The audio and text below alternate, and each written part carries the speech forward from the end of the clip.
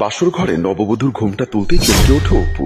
নববধূ ইভা অপুর এমন কাণ্ড দেখে হাসতে হাসতে বলল, কি হলো, এমন করে হা করে তাকিয়ে আছো যে? অপু কোন রকম নিজেকে সামলে নিয়ে আমতা আমতা করে বলল, তুই এখানে কি করছিস? কেন, এখানে আমি ছাড়া অন্য কারো থাকার কথা ছিল নাকি? অপু রুমের চারিপাশ ভালো করে চোখ ঘুরিয়ে আরো একবার দেখে নিল, তারপর আস্তে আস্তে বলল, আমার স্ত্রী, যার সাথে আমার আজ বিয়ে হয়েছে, তার থাকার কথা। অপুর কথা শেষ হতে না হতেই ইভা একটা অট্ট হাসি দিয়ে বলল, তুমি কি শিশিরের কথা বলছো? ইভার মুখে শিশিরের কথা শুনে অপু আবারও ভেতর থেকে একটা বড় ধরনের ধাক্কা খেলো। অপু মনে মনে ভাবতে লাগলো, ইভা কি করে শিশিরের কথা জানতে পারলো? যদিও ইভা অপুর বেস্ট ফ্রেন্ড, তবুও তো ইভার জানার কথা না, কারণ অপু শিশিরের কথা আজ অব্দি পর্যন্ত কারোর সাথে শেয়ার করেনি। অপু আর শিশিরের মাঝে প্রেম হয় ফেসবুকে। কয়েক বছর প্রেম করার পর পারিবারিক আলোচনার মাধ্যমে অপু আর শিশিরের বিয়ে সম্পন্ন হয়। অপু স্বাভাবিক হয়ে ক্ষীণস্বরে ইভাকে বলল, তুই কি করে শিশিরের কথা জানিস? কি করে জানি শুনতে চাও? তাহলে শোনো। ভার্সিটি লাইফে ইভা আর অপু তারা বেস্ট ফ্রেন্ড ছিল। একদিন ক্লাস ফাঁকি দিয়ে ইভা আর অপু একটা রেস্টুরেন্টে বসে আড্ডা দিচ্ছিল। হঠাৎ অপু ইভাকে দেখে ওয়াশরুমের দিকে চলে গেল।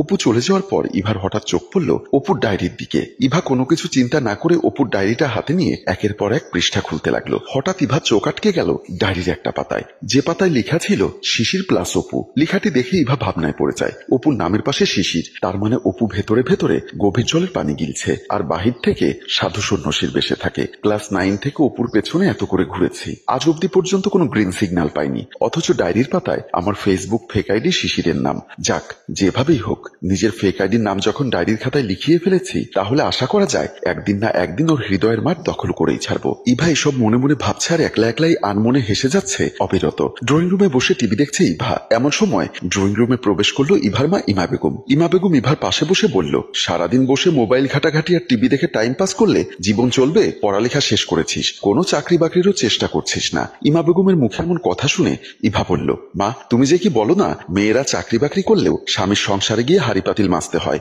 না করলেও হাড়ি পাতিল মাজতে হয়। স্বামীর সংসারে যখন হাড়ি পাতিলই মাজতে হবে, তাহলে চাকরি করে কি লাভ বলো? ইভার কথা শেষ হতে না হতেই ইমা বেগম চিৎকার দিয়ে বলে উঠল, সেই স্বামীর সংসারটা তোর হবে কোন দিন শুনি? এ পর্যন্ত তুই 17টা বিয়ে ভেঙেছিস। মা তুমি এসব নিয়ে একদম টেনশন করো না, দেখবে আমার যখন সময় হবে একজন রাজপুত্র এসে তোমার রাজকন্যাকে সোনার পালকি দিয়ে উঠিয়ে নিয়ে যাবে।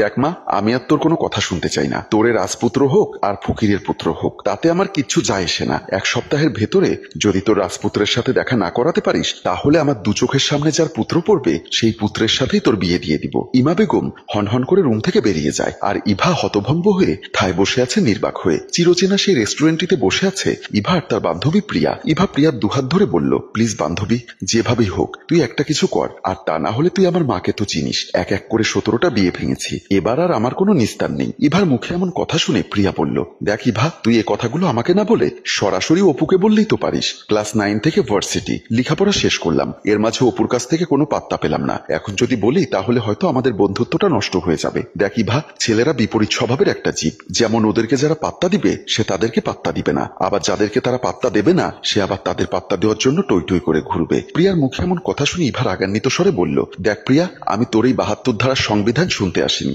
কোনো ভালো বুদ্ধি থাকলে সেটা বল। প্রিয়া একটু চিন্তা করে বলল, তুই যদি অপু সামনাসামনি না বলতে পারিস তাহলে তো ফোনে বলতে পারিস। প্রিয়ার মুখে ফোনের কথা শুনে ইভার মাথায় হুট করে একটা বুদ্ধি আটকে গেল। মুহূর্তের মধ্যেই ইভার মুখটা আনন্দে ঝলমলিয়ে উঠল। তারপর ইভার প্রিয়া রেস্টুরেন্টে বসে একের পর এক গল্প করেই চলেছে অবিরত।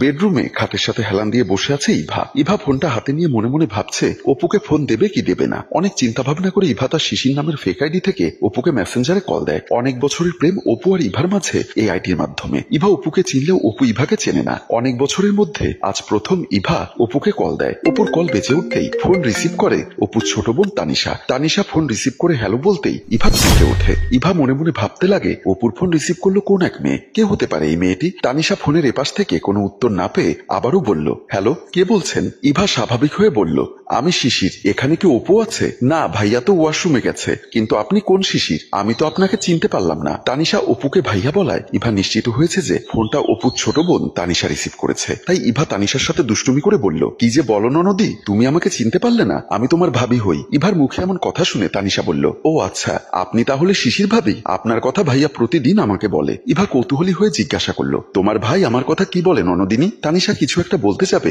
এমন সময় ড্রয়িং রুম থেকে তানিশার বাবা মুমিন খান তানিশাকে ডাকতে লাগলো। মোমিন খানের ডাক শুনে তানিশা বলল, শুনুন শিশির ভাবি, বাবা ডাকছে, পরে আপনার সাথে কথা বলবো, এখন রাখছি। বলে তানিশা ফোন কেটে দিয়ে এক দৌড়ে রুম থেকে বেরিয়ে যায়। ইভা ফোন কেটে কি যেন লিখতে লাগলো অপুকে। ইভা লিখছে আর মিটিমিটি হাসছে আনমনা হয়ে। তানিশা ফোন হাতে ড্রয়িং রুমে ঢুকতেই মোমিন খান চিৎকার দিয়ে বলে উঠল, সারাদিন ফোন নিয়ে পড়ে থাকতে হয়, লেখাপড়ার সাথে কোনো খবর নেই। মোমিন খানের মেজাজ দেখে তানিশা ফোনটা মোমিন খানের হাতে দিয়ে বলল, এই যে ধরো, এটা আমার ফোন না, ভাইয়ার ফোন, আমি তো ভাইয়ার ঘর গোছাচ্ছিলাম। এমন সময় শিশির ভাবি ফোন দেয়। তানিশার মুখে শিশিরের কথা শুনে মোমিন খান অবাক হয়ে জিজ্ঞাসা করে, শিশির ভাবিটা আবার কে? ভাইয়ার প্রেমিকা। বলি তানিশা থমকে গিয়ে জিওবায় কামড় দেয়। মোমিন খান তানিশার মুখে প্রেমিকার কথা শুনে তেলে বেগুনে জ্বলে উঠল। হুঙ্কার ছেড়ে বলতে লাগলো, এই বাসাটাকে দুই ভাই বোন মিলিয়ে সিনেমা হল বানিয়ে ফেলেছিস, লজ্জা শরম বলতে তোদের কিছুই নেই। এমন সময় অপুর ফোনে একটি মেসেজ আসলো। মেসেজের শব্দ শুনে মোমিন খান ফোনের ডিসপ্লেটা ওপেন করে দেখলো তাতে লেখা রয়েছে একটা বাসার ঠিকানা, এবং শেষের দিকে লেখা আছে, যত তাড়াতাড়ি সম্ভব তোমার পক্ষ থেকে আমার পরিবারে বিয়ের প্রস্তাব দিয়ে পাঠাও, ইতি শিশির। মেসেজটা দেখে মোমিন খানের দুটি চোখ যেন রাগে টকবগে হয়ে গেছে। মোমিন খান আবারও রাগান্বিত স্বরে বলল, তোর ভাইয়াকে গিয়ে বল আমি ডাকছি। মোমিন খানের রাগান্বিত চেহারা দেখে তানিশা কোনো কথা না বলে চুপচাপ মাথা নিচু করে ড্রয়িং রুম থেকে বেরিয়ে গেল। আর মোমিন খান অপুর ফোনের মেসেজটা আবারও ডিসপ্লে ওপেন করে পড়তে লাগলো। একটু পর ড্রয়িং রুমে অপু এসে মোমিন খানের পাশের সোফায় বসতে বসতে বলল, বাবা ডেকেছো? অপুর কথা শুনে মোমিন খান অপুর দিকে এক দৃষ্টিতে কিছুক্ষণ তাকিয়ে দেখে বলল, তাহলে তো সিদ্ধান্ত ফাইনাল, তুই শিশিরকে বিয়ে করছিস? মোমিন খানের মুখে শিশিরের কথা শুনে থমকে ওঠে, আর চোখে মোমিন খানের দিকে চেয়ে ভাবতে লাগলো, বাবা কি করে শিশিরের কথা জানে? আমি তো কখনো শিশিরের কথা কারোর সাথে শেয়ার করিনি। মজার ছলে দু চারবার ছোট বোন তানিশাকে বললেও বিষয়টা তো তেমন সিরিয়াস দেখায়নি। তাহলে বাবা কি করে শিশিরের কথা জানতে পারলো? অপুকে চিন্তিত দেখে মোমিন খান আবারও বলল, কি হলো, চুপ করে আছিস যে? আমি তোর কাছে জানতে চাচ্ছি, তুই তাহলে শিশিরকে বিয়ে করছিস? কোনো কথা না বলে মাথা নিচু করে চুপচাপ বসে রইল। মোমিন খান আবারও বলে উঠল, আমি বুঝতে পেরেছি, নীরবতা সম্মতির লক্ষণ। আমি কাল শিশিরের পরিবারের সাথে কথা বলবো, সবকিছু ঠিকঠাক থাকলে আমি খুব তাড়াতাড়ি ধুমধামের সহিত তোর বিয়ের ব্যবস্থা করছি। বলে মোমিন খান সোফা থেকে উঠে বেরিয়ে যান। আর অপু ঠায় বসে নিজের অজান্তেই গুনগুন গান গাইতে লাগলো। ইভাদের ড্রয়িং রুমে বসে আছে মোমিন খান ও ইভার মা ইমা বেগম। ইমা বেগম একটা মিষ্টি হাসি দিয়ে বলল, দেখুন ভাইজান, আপনার ছেলের সাথে যেহেতু আমার মেয়ের অনেক বছরের সম্পর্ক, তাই আপনার ছেলের সম্পর্কে আমার আর জানার কিচ্ছু নেই। যেহেতু তারা একসাথে লেখাপড়া করেছে, সেক্ষেত্রে আমার মনে হয় একজন আর একজনকে খুব গভীরভাবে চিনতে পেরেছে। ইমা বেগমের কথা শুনে মোমিন খান একটা হাসি দিয়ে বলল, তা একদম ঠিক বলেছেন আমার হবু বিআইন সাহেব। বর্তমান যুগে আমাদের বুড়ো বুড়িদের থেকে তারাই অনেক বেশি বোঝে। যেহেতু আমার ছেলেও আপনার মেয়েকে পছন্দ করে, এক্ষেত্রে সময় নষ্ট না করে যত তাড়াতাড়ি সম্ভব শুভ কাজটা সেরে ফেলাই ভালো মনে হয়। ইমা বেগম বলল, হ্যাঁ ভাইজান, আমিও ঠিক সেটাই বলছিলাম। এখন আর সময় নষ্ট করাটা একদমই ঠিক হবে না। যত তাড়াতাড়ি সম্ভব একটা ভালো দিন তারিখ দেখে শুভ কাজটা সেরে ফেললেই হয়। এভাবেই একের পর এক কথা হচ্ছে হবু বেআই ও বেআইনের মাঝে। ইভা বেলকনিতে হাসছে। অপু ইভার মুখে সব কথা শুনে হা করে এক দৃষ্টিতে চেয়ে আছে ইভার মুখের দিকে। কাপা কাপা গলায় বলল,